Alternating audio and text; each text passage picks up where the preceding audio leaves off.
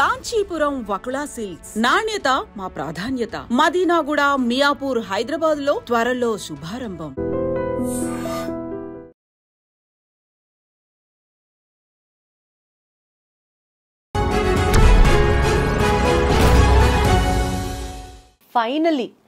Finally justice జరిగింది అని అనుకున్నా జరిగిన నష్టాన్ని తిరిగి మళ్ళీ రీప్లెనిష్ చేయలేము. Let us discuss about this topic in detail. నమస్తే అందరికీ, welcome to the point. Nalgonda హైకోర్టులో వచ్చిన తీర్పు ఇవాళ నిజంగా కొంతమందికి ఊరట కలిగిస్తుంటే మరికొంతమందికి సమాజంలో ఇంకా న్యాయం బతికే ఉంది అన్న ఒక కాన్ఫిడెన్స్ కలిగిస్తుంది. అమృత ప్రణయ్ల లవ్ స్టోరీ దగ్గర నుంచి, కులాంతర వివాహం చేసుకోవడం దగ్గర నుంచి, తండ్రి మారుతీరావు కూతురు మీద ఉన్న అమితమైన ప్రేమతో ప్రణయ్ని సుపారీలిచ్చి కొంతమందిని అసైన్ చేసి చంపించడం దగ్గర నుంచి, తిరిగి మళ్ళీ కూతురు తన దగ్గర లేదు అన్న ఒక చిన్న బాధతో, చేసింది తప్పే అన్న గిల్ట్తో మారుతీరావు సూసైడ్ చేసుకోవడం, చనిపోవడం, ఇదంతా ఒక పార్ట్ ఆఫ్ ద కాయిన్. అయితే నా కొడుకుని నాకు దూరం చేశారు, అమృతకి ఒక హస్బెండ్ లేకుండా చేశారు అన్న ఒక కేసుని ఒక లీగల్ పాయింట్లో కనుక చూసుకుంటే, కోర్టులో కేసు వేయడం, 6.5 years ట్రయల్ పీరియడ్ నడవడం, ఇవాళ తీర్పు రావడం, A2 సుభాష్ అనే వ్యక్తికి ఉరిశిక్ష విధిస్తే కోర్టు మిగిలిన మెంబర్స్ ఎవరైతే ఉంటారో ఈ క్రైమ్లో అసోసియేట్ అయ్యి వాళ్ళందరికీ లైఫ్ టైం ఇంప్రిజన్మెంట్ శిక్ష విధించింది హైకోర్టు. ఈ నేపథ్యంలో ఇదే అంశానికి సంబంధించి ఇవాళ మన టు ద పాయింట్లో డిస్కస్ చేయడానికి we have with us Rajani Ramma garu, family counsellor. అమ్మ నమస్తే. నమస్తే. ఎలా చూస్తారమ్మా ఈరోజు నల్గొండ హైకోర్టు ఇచ్చినటువంటి వర్డిక్ట్ సమాజానికి ఒక పాజిటివ్ నోట్ని అందిస్తోందా, లేకపోతే 6.5 ఏళ్ళు పట్టింది, ఏం చేస్తాం, కొడుకైతే ఇంకా దగ్గర లేడు కదా అన్న ఒక నిరుత్సాహాన్ని అందిస్తోందా? మీరైతే పర్సనల్గా ఏం చెప్తారు? ఏం లాభం అనిపించింది నాకైతే. ఇప్పుడు పోయిన ప్రాణం తీసుకురాలేరు, ఆ అమ్మాయి లైఫ్ని తీసుకురాలేరు. ఆమె ఇంకొక మ్యారేజ్ చేసుకుని సెటిల్ అవ్వాలి అనే ఆశ కూడా ఆమెకు లేదు, ఆలోచన కూడా ఆమెకు ఎప్పుడు రాలేదు. చిన్న వయసు అండి, చాలా చిన్న వయసు అమ్మాయి. ఆ అమ్మాయి లైఫ్ని కన్న తండ్రి చిదిమేశాడు. ఏంటి పరువు పరువు పరువు పరువు. చివరికి ఏమైంది, ఆయన పశ్చాత్తాపంతో ఆయనే సూసైడ్ చేసుకున్నాడు. ఎందుకంటే మనసు మూలల్లో ఆయనకి ఎక్కడో బాధ కలిగింది. నేను కూతురు జీవితాన్ని ఇట్లా కాలరాచాను, నెక్స్ట్ నేను జైలుకి వెళ్ళవలసిందే. తెలుసు ఆయనకి A1 అంటే ఖచ్చితంగా ఉరిశిక్షే ఆయనకు కూడా, నాకు తెలిసినంతవరకు. ఇప్పుడు ఆయన పురమాయించింది ఆయన, చేయించింది ఆయన, మొత్తం కేసు నడిపించింది ఆయన, కాబట్టి ఆయన మీదనే ఫస్ట్ పెట్టారు చూడండి A1.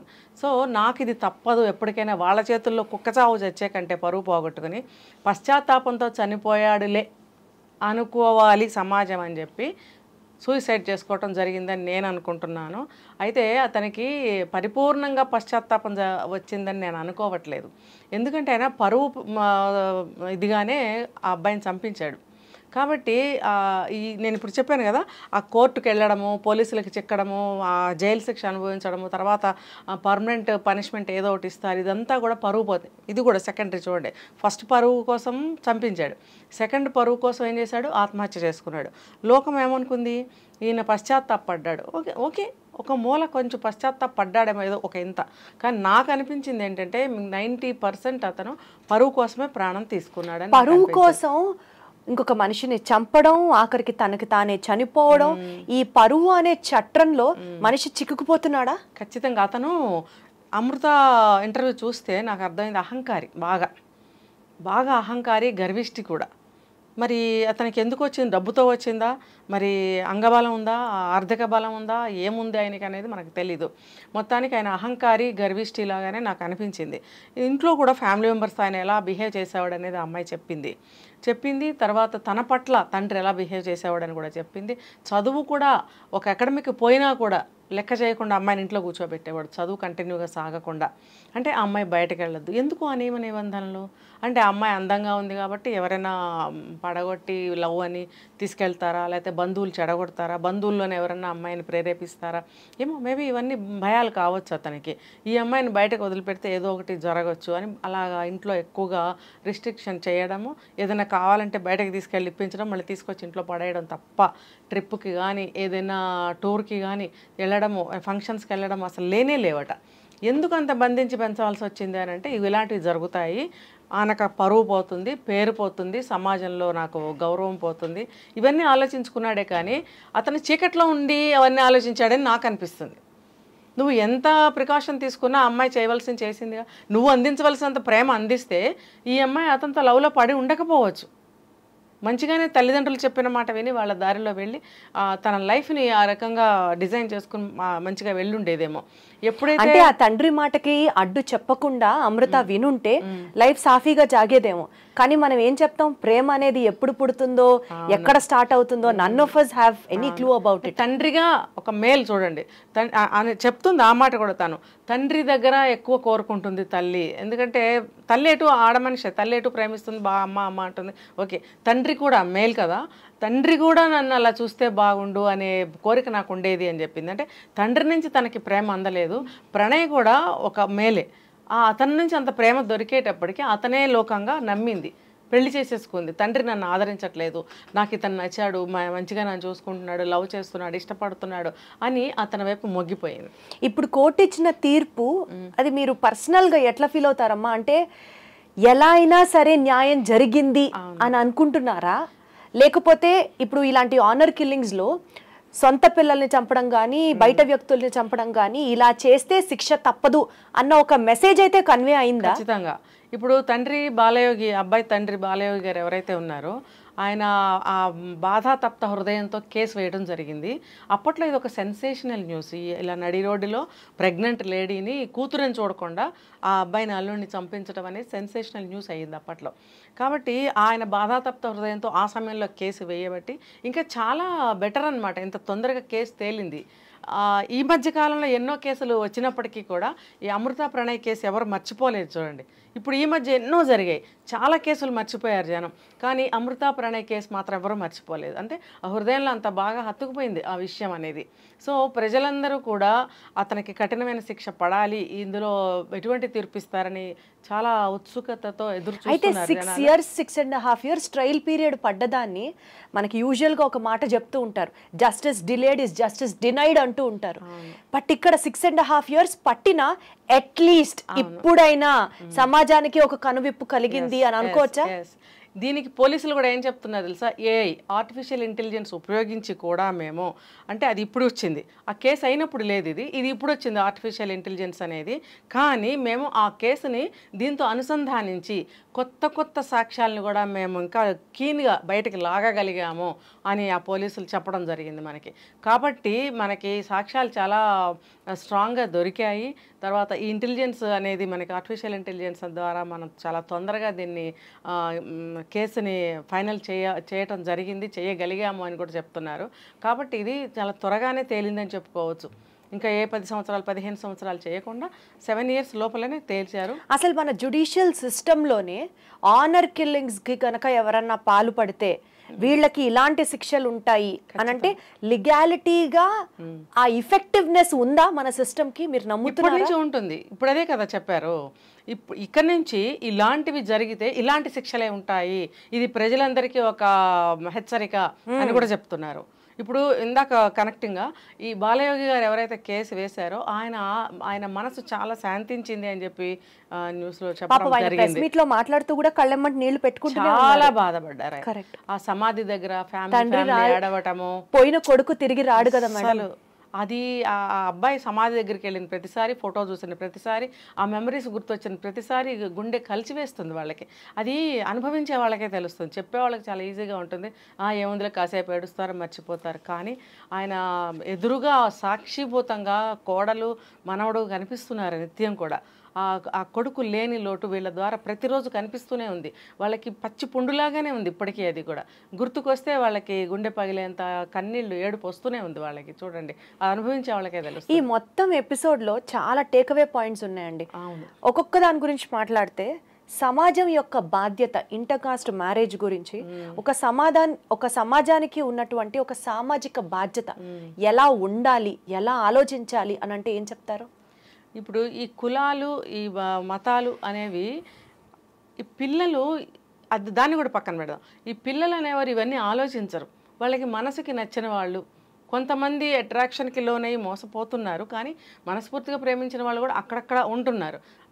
ఏదైనా కూడా వాళ్ళు ఇష్టపడి పెళ్లి చేసుకుంటున్నారు.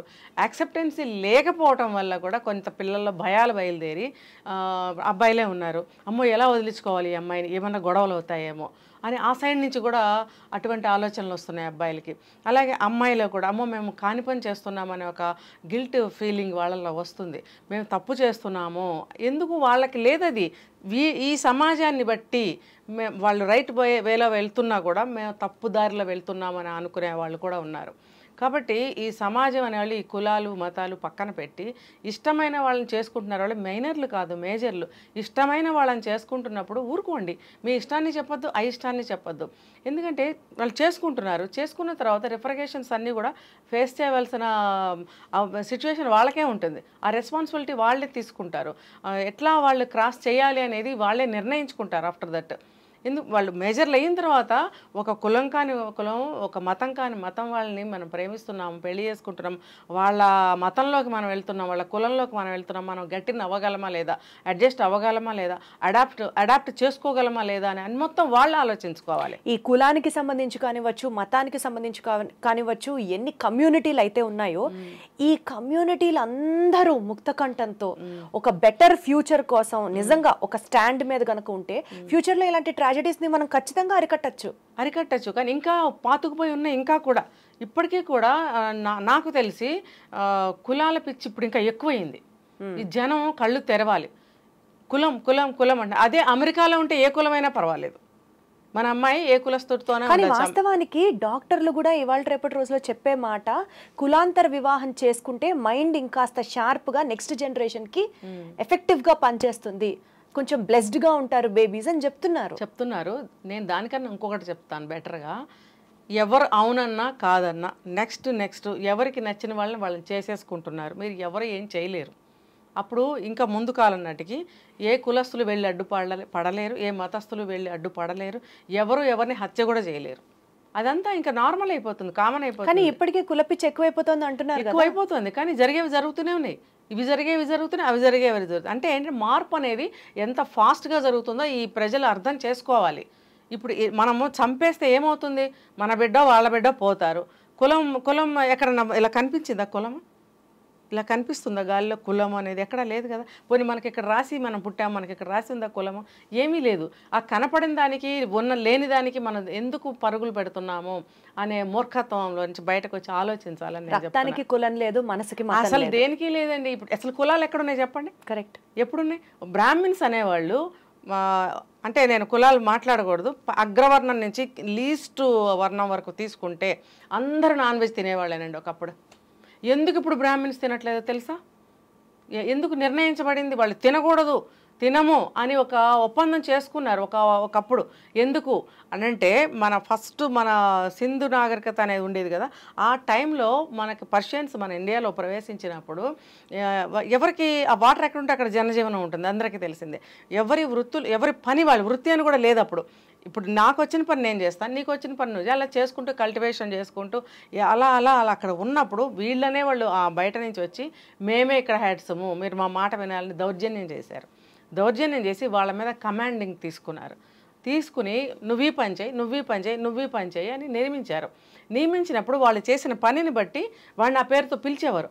కరెక్ట్. వాళ్ళని తర్వాత కాలంలో ఏమైంది, ఈ గుడులు కట్టడము, తర్వాత పూజలు పునస్కారాలు, ఒక హిందూ మతము, ఇవన్నీ వచ్చినప్పుడు గుళ్ళని కాపాడాలి, విగ్రహ ప్రతిష్టలు అవన్నీ చేసుకునో లేకపోతే ఎలాగో పూజలు చేసుకునేవారు కదా ఆ టైంలో, దానిని కాపాడాలి, పూజలు చేయాలి, నియమాలు ఉండాలంటే ఎవరు ముందుకు వస్తారు అంటే అందరూ నాన్ వెజ్ తినేవాళ్ళే. అందరూ తినేవాళ్ళు అయినప్పుడు ఎవరు మానుకుంటారు? ఇప్పుడు కొంతమంది ఏమన్నారు, మేము చేసే పనులకి మాకు బలం ఉండాలి, మేము అది మానకూడదు అంటే. రాజ్యాంగాలు వచ్చిన తర్వాత అప్పుడు రాజులు ఏమన్నారు, మేము దేశాన్ని కాపాడాల్సిన వాళ్ళము, యుద్ధాలు చేయవలసిన వాళ్ళము, మాకు కండబలం ఉండాలి, మేము తినకపోతే కుదరదు అన్నారు. ఇలా ఎవరికి తోచిన నిర్ణయం వాళ్ళు చెప్పి మేముండం మేము నియమాలు పాటించమన్నప్పుడు ఒక కేటగిరీ ఆఫ్ పీపుల్ ముందుకు వచ్చారు. మేము అంటే వాళ్ళు కూడా ఒక స్వార్థంగా నిర్ణయాలు తీసుకున్నారు. ఏంటి, ఈ పూజలు చేస్తూ గుళ్ళ మీద ఆధిపత్యం తీసుకుని మేము అగ్రవర్ణంగా ఉండొచ్చు కదా అన్నట్టుగా వాళ్ళు ఒక కేటగిరీ ఆఫ్ పీపుల్ వచ్చి మేము ఉంటాము, మేము నియమనిష్టలు పాటిస్తాము, మేము దైవత్వాన్ని హిందుత్వాన్ని కాపాడుతాము, మేము పూజలు చేస్తామని ముందుకు వచ్చారు. అయితే నియమనిష్టలు పాటించాలి కాబట్టి నాన్ వెజ్ అప్పటి నుంచి వాళ్ళు మీరు తినకూడదన్నారు. సరే మేము తినమన్నారు. తినమని మేము అగ్రవర్ణం అని చెప్పి అగ్రస్థాయిలో వాళ్ళు ఉన్నారు. తప్పితే ఇంకా అందరూ సమానమే. అప్పుడు కూడా కులాలంటే ఏమీ లేవు. ఇప్పుడుకి వచ్చేటప్పటికి అది పాతుకుపోయి ఇప్పుడు ఎంత దూరం వచ్చిందండి అది. ఒకప్పుడు అందరూ తిన్నవాళ్ళే నాన్ వెజ్, ఇప్పుడు నాన్ వెజ్ తినేవాళ్ళని వీళ్ళు ఎలా అసహించుకుంటున్నారు. కరెక్ట్. గతాన్ని ఎప్పుడు మర్చిపోకూడదు, చరిత్రను ఎప్పుడు మర్చిపోవద్దు. Absolutely correct. ఒకవేళ మీకు తెలియపోతే, గుర్తు లేకపోతే చరిత్రలు తిరగేయండి, అందరం ఒకటే అనేది తెలుస్తుంది. ఎర్లీ స్టేజ్లో ఎర్లీ మ్యాన్ అందరూ ఒకటే కదా, ఆ టైంలో అందరూ ఒకటే తిన్నారు, తర్వాత కాలంలో కూడా అందరూ ఒకటే తిన్నారు. ఎప్పుడైతే కేటగిరీస్ విభజించారో దేశం యొక్క మంచి కోసమో అప్పుడు ఇవన్నీ వచ్చి నేనిది నువ్వు నువ్వు ఇక్కడే ఉండాలి, నువ్వు ఈ గల్లీలో ఉండాలి, నువ్వు ఈ గుడిసెలో ఉండాలని నిర్ణయించారు. తప్పితే భగవంతుడు ఎప్పుడు కూడా నిర్ణయించలేదు. సో ఇప్పటికి అవి పాతుకుపోయి మేమే గొప్ప అంటే వాళ్ళంటే వాళ్ళే కాదు, ఎవరెవరైతే అగ్రకులాల్లో ఉన్నామని అనుకుంటున్నారో వాళ్ళు ఇంకెవరిని చేసుకున్నా ఎవరిని మాట్లాడినా అంటరాని వాళ్ళుగా చూడటము, తర్వాత వాళ్ళని కలుపుకోకపోవడం అనేది చాలా నడుస్తుంది. ఆత్మకి కులం ఉందా, రక్తానికి కులం ఉందా, ఎక్కడుందమ్మా? లేదు. అసలు చరిత్ర తెలుసుకుంటే మనం ఈ మాటలు కూడా మాట్లాడాలి. చాలా క్లియర్ గా ఎక్స్ప్లెయిన్ చేశారు. ఈ మొత్తం ఎపిసోడ్ లో, అమృతాప్రణయ ఎపిసోడ్ లో one of the most important పాత్ర ప్లే చేసింది మీడియా. అవును. ఇన్ఫాక్ట్ చెప్పాలంటే సమాజంలో ఏది జరిగినా అద్దం పట్టినట్లుగా మనం ముందుకు ప్రజెంట్ చేసేది ఇట్ ఈస్ మీడియా. మీరు ఏమనుకుంటున్నారు ఆనెస్ట్గా అంటే ఒక్కొక్క సందర్భంలో పర్సనల్ స్పేస్లోకి మీడియా ఎక్కువ డైవ్ అయిపోతుంది అన్న విమర్శలు కూడా మీడియాకి సంబంధించి మనం వింటూనే ఉంటాం. ఈ నేపథ్యంలో ఈ పర్టికులర్ ఇన్సిడెంట్లో మీడియా పాత్ర అడిక్వేట్గా ఉందా, ఆర్ ఇంకాస్త సెన్సిటివ్గా ఉంటే బాగుండు అని అనిపించిందా? పర్వాలేదు, అంత డీప్గా వెళ్ళి బాధ ఎవరిని పెట్టలేదు. ఉన్న విషయాన్ని ఉన్నట్టుగానే ప్రజెంట్ చేశారు. ఈ పర్టికులర్ కేసులో, అమృత ప్రణయ్ కేసులో ఎక్కువగా దాన్ని కలర్స్ వేసి ప్రజల్లోకి చెడుగా తీసుకెళ్లకుండా ఉన్నది ఉన్నట్టుగా ప్రజెంట్ చేశారు. అందు గురించి బాగా సింపతి పెరిగింది. ఒరిజినల్ ఏమైతే జరిగిందో దాన్నే ప్రజెంట్ చేశారు. కాబట్టి ప్రతి ఒక్కళ్ళు కూడా అటెన్షన్ పే చేశారు దాని మీద. ఎస్, ఇది నిజాయితీగా ఉన్న కేసు, నిజమే ఇది ఇలా జరిగింది అంటే నమ్మదగినట్టుగా. ఎవరు చెడు చేస్తే ఎస్ వీళ్ళు చెడు చేశారు అన్నట్టుగానే ప్రజెంట్ చేశారు. ఇప్పుడు అమృత ఎవరు మారుతీరావు చేసిన పనులన్నీ, ఆయన హోటల్లో రూమ్ తీసుకోవడము, ఆ రోజు ఫుడ్ తీసుకెళ్ళి తినడము, అంటే సూసైడ్ చేసుకునే ముందు రోజు, అదంతా కూడా యాజ్ ఇట్ ఈస్గా మనకి రియల్గానే చూపించారు. మీడియా కొంచెం ఎక్స్ట్రాగా చూపించడం అనేది ఈ మధ్య కాలంలో జరిగింది. అప్పట్లో అంత లేదు, ఒరిజినల్గానే చూపించారు. ఈ కేసులో, పర్టికులర్ కేసులో ఎక్కడా కూడా అతి చేయలేదు, ఎక్కడా కూడా కల్పితాలు లేవు. ఇప్పుడు ప్రజెంట్ వస్తున్న న్యూస్ కూడా కరెక్ట్గానే చూపిస్తున్నారు. ఈరోజు తీర్పు ఇచ్చారు. అనేకమైనటువంటి ఏమంటారు episodes, videos. So 100% media success గా కూడా దీన్ని మనం అభివర్ణించాల్సిందే. మీడియా ఎప్పుడు కూడా ఇలాగే ఉండాలని కూడా నేను చెప్తాను. ఎందుకంటే ఈ మధ్య మీడియాకి కొంచెం చెడ్డ పేరు వస్తుంది. అందరూ కూడా అంటున్నారు మీడియా వాళ్ళు ఇలా చేస్తున్నారు, అలా చేస్తున్నారు, ఉన్నది లేనట్టు, లేనిది ఉన్నట్టు. ఇది అసలు చాలా తప్పు. ఎప్పుడు కూడా ఇలా ఉండకూడదు. మీడియా ద్వారానే దేశంలో మంచి చెడు అనేది డిపెండ్స్ అయింది మీడియా మీదే. సో అమృత ప్రణయ్ విషయం ఓవరాల్ గా చూసుకుంటే, అంటే అమృత వచ్చినటువంటి పుట్టింటి ఫ్యామిలీ రిలేషన్స్, బాండింగ్స్ గురించి మాట్లాడినా, ఒక తండ్రికి ఒక కూతురు మీద ఉన్నటువంటి అమితమైన ప్రేమ ఎన్ని అనార్థాలకు దారి తీసిందా అని మాట్లాడినా, ఒక ఇంటర్ కాస్ట్ మ్యారేజ్ గురించి మనం చూసిన, నన్ను మోస్ట్ ఇంపార్టెంట్గా అంటే if you have to ask me, నాకేమనిపిస్తుందంటే చాలా మంది అమ్మాయిలకి పెళ్ళైన తర్వాత అత్తగారిళ్ళే పుట్టినలాగా దే ఓన్ ఇట్. ఈ నేపథ్యంలో అత్తా మామ సరిగ్గా చూడని సిచ్యువేషన్స్, అత్తా కోడలికి పడని సిచ్యువేషన్స్, ఇలాంటివి ఎక్కువ వింటున్న నేపథ్యంలో కొడుకు పోయిన తర్వాత కోడల్ని, అది కూడా ప్రెగ్నెంట్గా ఉన్న కోడల్ని కూతురులాగా ఓన్ చేసుకోవడం కానీ, వాళ్ళు ముగ్గురు కలిసికట్టుగా ఆ కేసు కోసం ఫైట్ చేయడం కానీ, అంటే పెళ్ళైన తర్వాత అత్తామామలతో కోడలికి ఇంత ఘనంగా బాండింగ్ ఉండాలా అని ఒక బ్యూటిఫుల్ ఎగ్జాంపుల్ని సొసైటీకి చూపిస్తున్నారు వీళ్ళు. Hats off. ఎందుకంటే కూతురికి అంటే కోడలికి బోలెడంత బాధ, కొడుకును పోగొట్టుకున్న తల్లిదండ్రికి ఈక్వల్గా జీవితాంతం బాధ. వీళ్ళ ముగ్గురు ఒకటిగా నిలబడి ఒకే ఉద్దేశం కోసం ఫైట్ చేసి, సమాజానికి ఒక ఐడియల్ ఫ్యామిలీ అంటే ఇలా ఉండాలి, కోడల కోసం అత్తమామ, అత్తమామ కోసం కోడలు, మనోడు, అందరం కలిసి ఒక పాజిటివ్ మెసేజ్ వస్తున్నట్లుగా నేనైతే I really look up to them. ఏం చెప్తారు మీరు టోటల్ ఎపిసోడ్ లో టేక్ అవే పాయింట్స్ ఏంటమ్మా? టేక్ కేర్ అంటే అమృత తీసుకున్న డెసిషన్ బాగుంది. తను ఇక్కడ ఉంటే భర్త ఉన్నట్టు ఫీల్ అవుతుంది. అత్తగారింట్లో ఉండటం అంటే ఏంటి, భర్త తను అత్తగారు మామగారు కలిసి ఉండటం కదా. తను అలా ఫీల్ అవుతూ అక్కడే ఉండటానికి బాధ్యతగా తీసుకొని అక్కడే ఉండడానికి నిలబడి డెసిషన్ తీసుకుంది. దట్టు తను ప్రెగ్నెంట్ లేడీ, బాబు పుట్టాడు, ఆ ప్రణయ రూపంలోనే బాబు పుట్టాడు అనే సంతోషం ఇంట్లో అందరిలో నిండిపోయింది. తర్వాత మా బాబే మా ఇంట్లో పుట్టాడు, ఈ అమ్మాయి మా సొంత అమ్మాయి అన్న ఫీలింగ్ వాళ్ళల్లో కూడా అంతకు ముందు కూడా ఈ అమ్మాయిని ఇష్టపడ్డారు వాళ్ళు. ఎప్పుడైతే ఆ గొడవలు జరిగినాయో కొంచెం మనకు ఎందుకులేని దూరంగా ఉన్నారు, కానీ ఈ లోపల పెళ్లి చేసుకోవడము, ప్రెగ్నెంట్ అవ్వడం ఇవన్నీ జరిగినాయి. వీళ్ళందరూ యాక్సెప్ట్ చేశారు కాబట్టి ఆ అబ్బాయి చనిపోయిన తర్వాత కూడా నీ వల్ల ఇది జరిగింది అని చెప్పి గెట్అవుట్ చేయకుండా మా బాబాయ్ మా ఇంట్లో పుట్టాడు, ఈ అమ్మాయి ఇంత ప్రేమించింది, ఇంత ఇష్టపడింది మా అబ్బాయిని తలపైన పెట్టుకున్నారు. ఇంత జరిగినా కూడా ఆ అమ్మాయిని చాలా బాగా చూసుకుంటున్నారు. ఆ అమ్మాయి యూట్యూబ్ జర్నీలో అమ్మాయిని ఎంకరేజ్ చేసే ఎన్నో రీల్స్ చేస్తుంది, చాలా బాగా. తనకంటూ ఒక లైఫ్ కావాలి. ఇప్పుడు ఇంత ఇష్టంగా లవ్ చేసినప్పుడు మళ్ళీ ఇంకో మ్యారేజ్ చేసుకోవాలని ఆమెకు అనిపించకపోవచ్చు. కాబట్టి వాళ్ళు ఇలా అమ్మాయిని టర్న్ చేసి డైవర్ట్ చేసి తన కెరీర్ కోసం ముందుకి చూడండి. ఒక ఇంటర్వ్యూలో అమృత చెప్పింది, ఎక్కడికి బయటకి కాలు పెట్టనిచ్చేవాడు కాదు మా నాన్న. ఒక బట్టలు కొనుక్కోవడానికి షాపుకి తీసుకెళ్తే కూడా గంటల బట్టలు కొనిపించి ఇంట్లో వదిలేసి వెళ్ళిపోయేవారు అని అన్నప్పుడు, మామగారు ఇంత చేస్తున్నప్పుడు మామగారు ఒక దేవుళ్ళగానే కనిపిస్తారు. అత్తగారు కూడా చాలా బాగా చూసుకుంటుంది. సమాజంలో ప్రతి ఒక్కళ్ళు కూడా బాధలు, కక్షలు, కోపాలు ఇవన్నీ దూరంగా పెట్టి మన అని అనుకున్నప్పుడు ఫ్యామిలీస్ అన్నీ కూడా చాలా బాగుంటాయి. ఇంకా హత్యలు కానీ, ఆత్మహత్యలు కానీ, వేధింపులు కానీ ఇలాంటివి ఏమీ ఉండవు. అందరూ ఇది ఒక రోల్ మోడల్గా తీసుకుని ఈ కుటుంబాన్ని, కోడల్ని ఎలా ప్రేమించాలి, అత్తమామల్ని ఎలా చూసుకోవాలి, ఎలా గౌరవించాలి, ఎలా చూసుకోవాలి అనేది ప్రతి ఒక్కళ్ళు ఈ కేసును చూసి నేర్చుకున్నట్టయితే చాలా కుటుంబాలు బాగుపడతాయి, మన సొసైటీ కూడా బాగుంటుంది. డెఫినెట్లీ ఈ తీర్పు వల్ల చాలా లెసన్స్ సమాజం నేర్చుకోవాలి. ఆనర్ కిల్లింగ్స్ని చెయ్యకూడదు, పాల్పడకూడదు. ప్రేమ అన్న పేరుతో అది ఓవర్గా ఉండి, మేబీ అది తండ్రి కూతురుల మధ్య కావచ్చు, లవర్స్ మధ్య కావచ్చు, ఒకళ్ళనొకళ్ళు చంపుకోవడం అన్నది ఈజ్ నెవర్ అ సొల్యూషన్. ఇలాంటివి కనుక జరిగితే ఇక నుంచి మన చట్టం, మన లా చూస్తూ ఊరుకోదు. అండ్ ఫ్యామిలీ బాండింగ్స్కి వెయిటేజ్ ఇస్తూ, అత్తమావలైతే ఏంటి, తల్లిదండ్రులు అయితే ఏంటి, అల్లుడైతే ఏంటి, కోడలైతే ఏంటి, కూతురైతే ఏంటి, ఆ మాటకు వస్తే ప్రాపర్ ఎగ్జాంపుల్గా నిలుస్తున్నటువంటి అమృత ఫ్యామిలీ మెంబర్స్ అందరికీ సమాజం తరఫున, మనందరి తరఫున డెఫినెట్లీ ఇంకా మనోధైర్యం కల్పించాలని, వాళ్ళు లైఫ్లో మంచి పొజిషన్లో సెటిల్ అవ్వాలని మనస్ఫూర్తిగా కోరుకుంటున్నామమ్మా. అందరం మనస్ఫూర్తిగా కోరుకుంటున్నాం. థ్యాంక్ యూ సో మచ్ అమ్మా.